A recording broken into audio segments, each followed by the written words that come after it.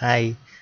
As you all know, meron daw flesh-eating disease dito sa Pangasinan. Kaya bago pakainin ng sakit ng aking katawan, gusto ko munang ipaabot muna ang aking taus-pusong pagbati sa aking kapatid, kaibigan, mentor, and financier na si Brian Nabuluyan. I thank the Lord that He has showered you with His grace sa iyong buhay.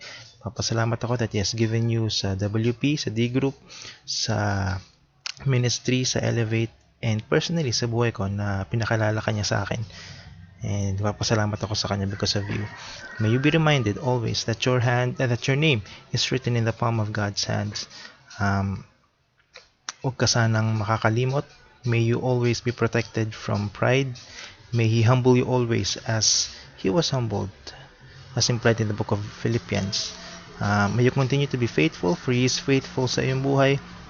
And saka na lang siguro ako uuwi dyan. Next week siguro, I don't know, pakain ka. So, salamat. Happy birthday. I love you. Love you, man. Peace out.